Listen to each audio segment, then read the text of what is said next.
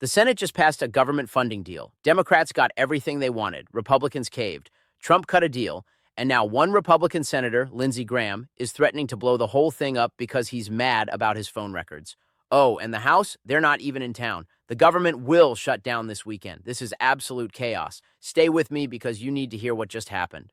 What's up, everyone? Marcus Reed here with Senate Decoded, where I break down Senate politics in plain English. Before we dive into this mess, if you want to understand the backroom deals, the betrayals, and the political games that the mainstream media won't explain, hit that subscribe button right now. I'm posting every single day breaking down what's actually happening in Washington. Don't miss it.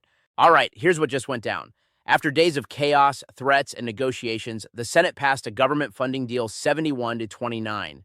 But here's the thing. This isn't a victory for Republicans. This is a massive win for Democrats. Chuck Schumer got almost everything he demanded. Trump had to cut a deal. And now the bill goes to the House, which isn't even in session until Monday. So the government will shut down this weekend no matter what. I'm breaking down exactly what's in this deal, why Democrats won, what Trump gave up, why Lindsey Graham is furious, and what happens next. Let's get into it. Okay, let's start with what actually passed in the Senate, because this is a complete reversal from yesterday. In my last video, I told you about how 7 Republicans voted with Democrats to block a massive 6-bill funding package. That bill included Department of Homeland Security funding, and Democrats refused to pass it unless DHS was stripped out so they could negotiate restrictions on ICE. Republicans tried to force it through anyway. Failed. Complete embarrassment for Senate leadership. So what happened? Trump got involved. He cut a deal with Schumer and Senate Democrats. Here's what they agreed to, the 5-bill package. They stripped DHS funding out of the package, just like Democrats demanded. The remaining 5 bills, Pentagon funding, other agencies, passed the Senate 71-29. This was a big vote. 71-29 means it was bipartisan. Democrats got on board because they got what they wanted. The DHS continuing resolution for the Department of Homeland Security, ICE, Border Patrol, TSA, FEMA, they're doing a short-term continuing resolution. 2 weeks of funding. This kicks the can down the road. It means they'll have to fight about DHS funding again in 2 weeks. Democrats wanted the bills split. They got it. Democrats wanted time to negotiate ICE restrictions. They got it. Democrats wanted leverage. They now have it. Republicans wanted to pass everything at once and move on. They didn't get that. So this is Schumer's win, not Thune's. The ICE restrictions, Democrats are demanding. Now, here's what Democrats want in those negotiations over the next 2 weeks. Schumer dropped 3 categories of restrictions on ICE. Judicial warrants required for arrests, not just administrative warrants, new oversight on immigration operations, reporting requirements after incidents like the Minneapolis shootings. Schumer said on the Senate floor, quote, "These are not radical demands. They're basic standards the American people already expect from law enforcement." But Republicans are pushing back hard. Senator Eric Schmitt from Missouri said, and I'm quoting, "We're not legislating stupid into the DHS bill. We're not telling ICE they need judicial warrants when they already have administrative warrants. We're not doing that." So you see the battle lines. Democrats want restrictions, Republicans refuse, and now they have 2 weeks to figure it out or we do this whole shutdown dance again. Now let's talk about Trump, because his role in this is interesting. According to reports, President Trump personally intervened and worked out this compromise with Senate Democrats. He wanted to avoid a shutdown. He didn't want the blame. So he agreed to split the bills and do the short-term CR for DHS. But here's the problem. By agreeing to this, Trump gave Democrats exactly what they wanted. He gave them leverage to negotiate ICE restrictions. Remember, Trump's whole agenda is about immigration enforcement. ICE is the key tool. Border security is his signature issue. And now Democrats have him over a barrel. In 2 weeks, when the CR expires, they can say, "Give us these ICE restrictions or we shut down DHS." Trump will have to choose, accept restrictions on ICE or have another shutdown fight. The White House is trying to frame this as Trump being responsible and avoiding a shutdown.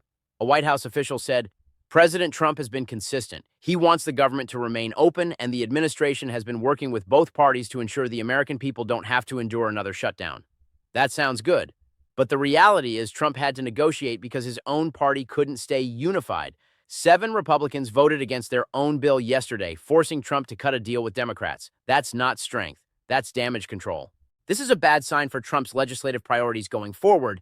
If Republicans can't pass a funding bill without Democrat help, how are they going to pass tax cuts, immigration reform, regulatory rollbacks? Trump needs Republicans to be unified. This week showed they're not unified, and Democrats know it. They smell blood in the water. Now we need to talk about Lindsey Graham because his tantrum almost derailed this entire deal. The House included a provision in the funding bill that would repeal Graham's ability to sue over his phone records being subpoenaed by former special counsel Jack Smith during the Arctic frost probe. Context: Jack Smith investigated January 6th and classified documents.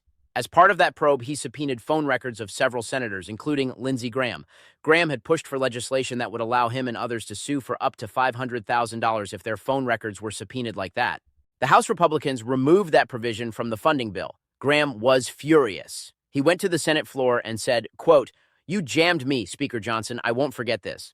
I got a lot of good friends in the House. If you think I'm going to give up on this, you really don't know me." That's a direct threat to House Speaker Mike Johnson. Graham then demanded votes on two things: expanding who can sue over the Arctic frost probe legislation to criminalize officials who operate sanctuary cities. He threatened to block the funding deal unless he got those votes. Graham ultimately backed down. He didn't force amendment votes. Instead, he said he'd be okay with votes after the 2-week CR expires. So he got a promise for future action, but he didn't actually block the bill. This shows how fragile Republican unity is. One senator, over a personal grievance about phone records, almost shut down the government. It also shows that Senate Republicans are fighting among themselves, not just with Democrats. And it demonstrates that House Speaker Johnson is making enemies in the Senate by cutting deals that Senate Republicans don't like. This is dysfunction, pure dysfunction. So the Senate passed this deal 71-29. Great, but now it goes to the House. And that's where things get really complicated. The House isn't back in Washington until Monday. That means there's no way to pass this bill before the deadline, which is midnight Friday. So the government will shut down this weekend. At least partially. Even when the House does come back, it's not clear they'll pass this deal. House Freedom Caucus Chair Andy Harris already came out against it. He said, quote, "The Democrats' desire to keep millions of illegal aliens in the United States will not suddenly disappear in a week or a month with a continuing resolution. Delaying full-year funding for the Department of Homeland Security any further is a bad idea." Translation: conservatives don't want a short-term CR. They want full-year DHS funding with no restrictions on ICE. But that's exactly what Democrats won't give them. There are two possible paths. This means fast-tracking the bill without a normal procedural vote, but it requires a 2/3 majority, which means a lot of Democrats would have to vote yes. Possible, but risky. The House Rules Committee is meeting on Sunday, rare, to consider the bill. Then it could come to the floor Monday. This is the more likely path. But either way, House Speaker Mike Johnson needs to keep his Republicans in line. And after this week, we know that's not guaranteed. So here's what happens. Friday night, government funding expires, partial shutdown begins Saturday. Sunday, government closed, weekend anyway, so minimal impact. Monday, House back in session, votes on the bill, if it passes. Shutdown ends Monday evening, if it fails. Shutdown continues, back to negotiations. Best case scenario, 3-day shutdown. Worst case, longer shutdown if House Republicans rebel. All right, let's do a clear-eyed assessment of winners and losers from this whole mess. Schumer got everything he wanted. Bills split. Time to negotiate ICE restrictions. Republicans divided and desperate. This was a masterclass in legislative leverage. Schumer knew Republicans couldn't keep their caucus together, so he held firm, and Republicans caved. They didn't have to do anything. Senate Democrats did the heavy lifting. Now House Democrats can vote yes on the 5-bill package and claim they're being responsible, while also pushing for ICE restrictions in 2 weeks. Thune is the new majority leader. This was supposed to be a test of his leadership. He failed. He couldn't keep 7 Republicans from defecting. He had to watch Trump negotiate with Schumer, and now he's passing a Democrat-approved deal. That's a loss. Johnson is getting attacked from all sides. Lindsey Graham is mad at him. House Freedom Caucus is mad at him. He has to pass a modified Senate bill that his own members don't like, and he has to do it under threat of shutdown. Trump avoided a shutdown, which is good, but he had to give Democrats leverage on ICE, which is bad. He's now in a position where in 2 weeks, Democrats can demand ICE restrictions or threaten another shutdown. That's not a strong negotiating position. The real battle is in 2 weeks. Will Democrats get their restrictions? Will Republicans hold firm? Will there be another shutdown? That's the fight that actually matters. This week was just a skirmish. All right, let me bring this all together.